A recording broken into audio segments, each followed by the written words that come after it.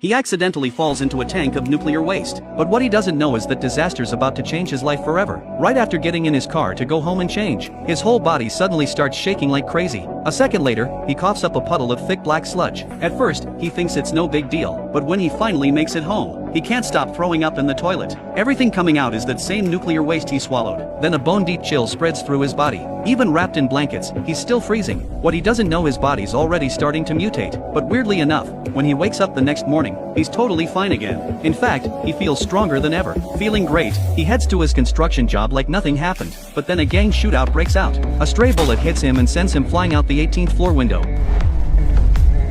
From that height, any normal guy would be dead on impact, but to his shock, Jake just lies there for a few minutes, unconscious, then suddenly wakes up. He's stunned. Didn't he just fall from the 18th floor? How is he still alive? Thinking the gang's still upstairs, he bolts straight home. He runs for miles non-stop, not even out of breath. It's like he's got unlimited energy. But when he gets home, he doesn't have time to think. He needs to patch up the bullet wound on his shoulder. Just then, his downstairs neighbor starts screaming like a maniac. Jake snaps. He just wants to tell them to shut up, but one punch goes straight through their steel door, leaving a huge hole. The neighbor freaks out and hides. That's when Jake realizes something's really off. To test it, he pulls out his wardrobe, gives it a light push, and it flies across the room like it's nothing. Then he looks at the radiator. With a slight pull, he rips it right off the wall, presses down with one hand, and it crumples like a soda can. Looks like that toxic waste gave him superpowers. To test them out, Jake comes up with a crazy idea. Late that night, he throws on a ski mask and heads straight for an ATM, then starts pounding on it like a madman. After a few hits, he grabs it with both hands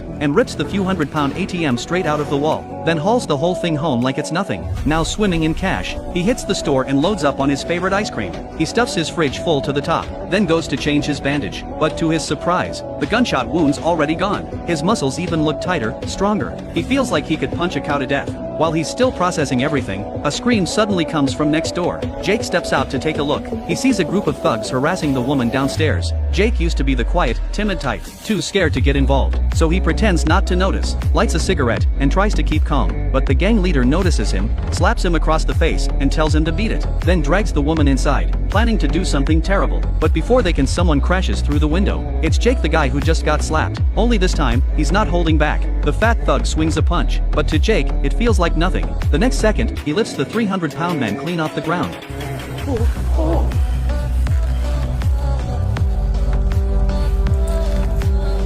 And throws him across the room like a rag doll. Another thug jumps in to help, but